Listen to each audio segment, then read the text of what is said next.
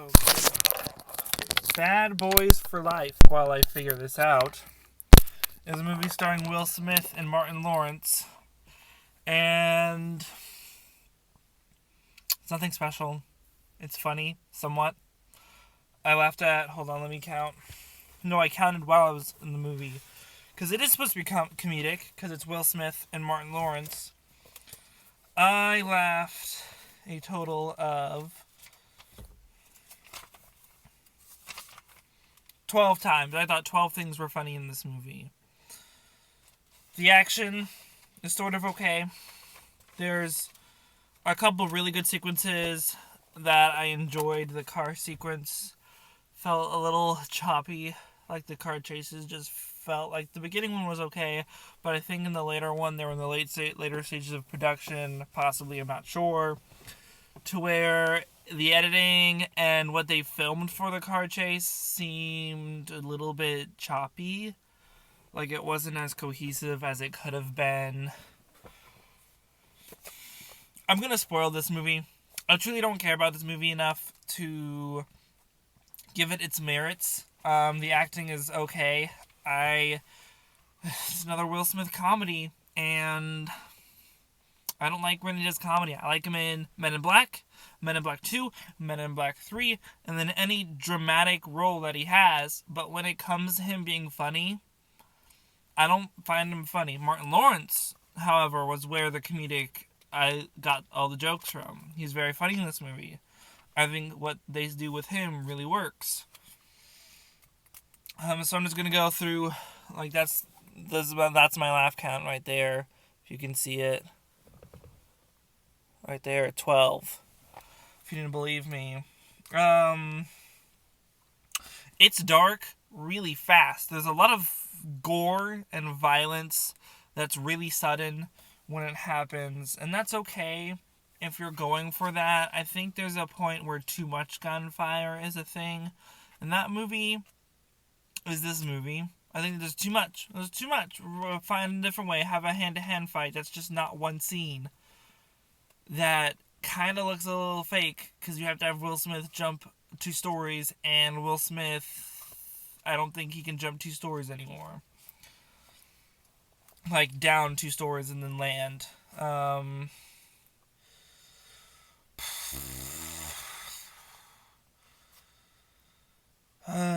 It's just dark. It's rushed, I feel like, but it's also really long. So I don't know if it's just paced really awkwardly after they do a time jump of 6 months, and I'm just like, nah. It's, write your script better, because you don't know how time fits. She gets let out, like she escapes prison, but then next scene her son's already in Miami, and no time has passed for our heroes, and then he gets shot, and then 6 months passes, and apparently he's only taken out a couple of guys, but they do it in a montage sequence to where one guy is taken out, the next guy is taken out, and the next guy is taken out. I don't have a basis of how long things have happened, even though we're told it's been 6 months since Will Smith gets shot. Again, I said spoilers. Your fault for watching this more. I'm getting pissed off, because this movie, everyone else was having a great time, because people were fucking high. I could smell fucking weed in the theater, and it really pissed me off. This one girl, she was holding her cup, and then she squeezed it, and you know how like a lid will come off? All of her drink went everywhere, and it was really, really funny to me, because it went on for so long, the water or soda sounds hitting the ground, which sucks for my fellow coworkers or the cleaning staff, because they had to deal with that, and I really am sorry for those people, because that's just a terrible thing to have to go through. But that's not even about this movie. There's stuff that happens between Will Smith and Martin Lawrence that Will Smith doesn't even apologize for. He's like saying that dude doesn't care about him anymore, and Martin Lawrence is like, well, don't disrespect me like that. I cleaned the drool off your chin, because that's an important thing that a nurse or someone can't do. That's something you have to say. I mean, you could have just said, I sat by you this whole time making sure you were okay, and whatever, I was a good friend. Don't you dare say that. But apparently drool, Alexa got Amazon got some money for this movie because Martin Lawrence literally says, "Alexa, turn down the volume," and then the volume of the song that was playing in the theater goes down as well. So good on Amazon for making money.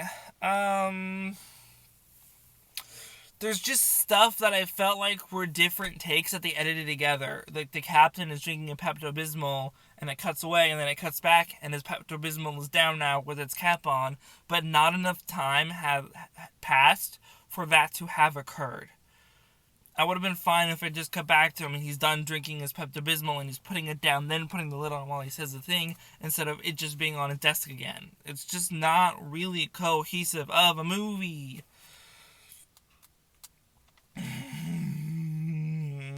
The car stuff was fine. Like the Nissan Quest. My mom had one. We had like a navy blue one. They have a gold one. But even just seeing it was very funny. I didn't recognize the car in the trailer. But like that and learning what it was inside the movie brought a little bit of enjoyment. Because the trailer shows too much and also not enough at the same time. It shows too much from the beginning of the movie. In that opening chase scene. Which is fine. It's the opening chase scene. But even then, there's no thrill to it. It's just a Porsche doing cool things that it doesn't like a Porsche could really do. And the shots of the Will Smith and Martin Lawrence inside the car makes it seem like they're not really in the car that's doing the stuff. Because it's just really close shots of their faces from like maybe an angle that the camera's like right down here.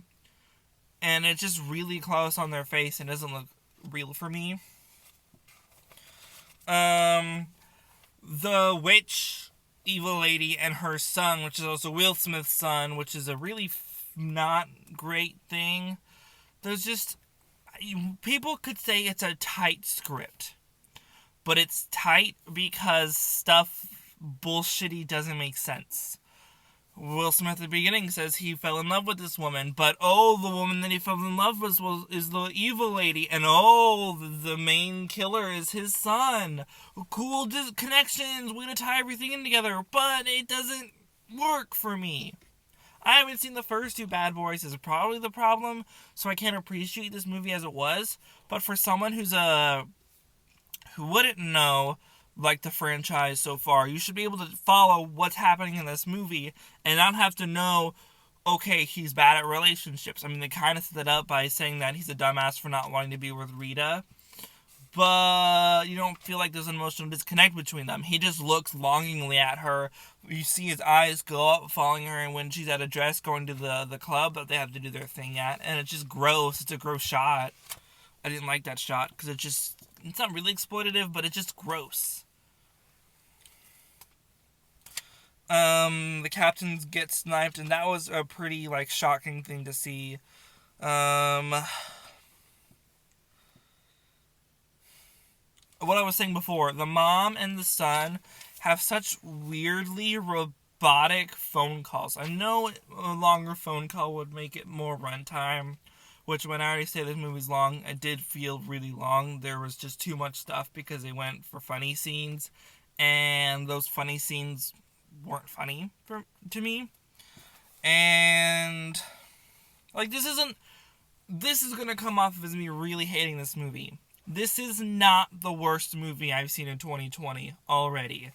And that review's gonna come out later because I just need to like really slow down for that movie and just not get all pissed off about it, even though I will when I film that review. That probably might be the next one or the one after that. Subscribe for those videos. Anyways, yeah, it was just too much comedy. The hotel looked a little bit CG. I don't know what was practical set and what wasn't. There's shots where I could tell, hey, this railing is in front of the characters. They can't really impose that on the screen. But the back where fire is going on and there's flickering lights, I think that could have been CG. I don't think they have the budget to actually film something in a very nice hotel with like a really cool glass ceiling. I don't think they could have filmed a proper movie or not proper. I don't think they could have practically filmed that with the budget they might have had. I don't know how much money they had for this movie. They probably paid it all to Will Smith. YouTuber Will Smith. I just don't like Will Smith's comedic acting, is all I'll say at that.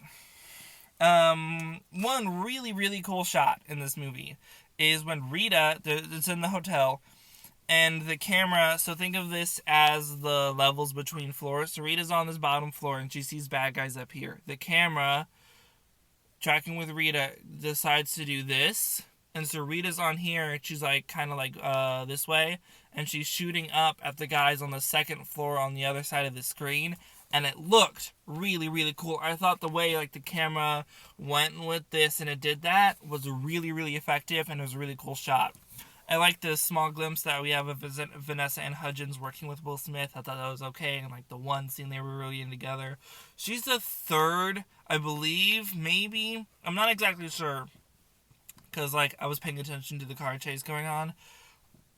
From what I saw, her name was, like, before a lot of other people's. She's not really in this movie. How much money did they pay Vanessa and Hudgens to be in this movie and not really be in it? I'm sure to be, like, riskily dressed at the club, and I was like, ugh. They also had to do a lot of, like, shots of people in the club, which makes runtime. Sure, you're filling out the space, but those people are so insignificant when you could have spent a little bit more time instead showing us, like, the possible through line of the club, like how someone could have gotten through it, things that you could set up before, so that when that evil person jumps from the second floor onto something to get down to the bottom, it's a little bit makes more sense instead of having, oh, that chick's ass must be, like, really well muscled for her to be able to do that rope line thingy trick and DJ at the same time, and just, like, nobody cares. Not funny. Ugh. This is 2 hours plus, and it shouldn't be. I would have rather this have been on TV, being an hour and a half. It's cut down short. You could have got some great action sequences for a television movie, and that's fine. This will be on TV, and they're gonna cut out a lot.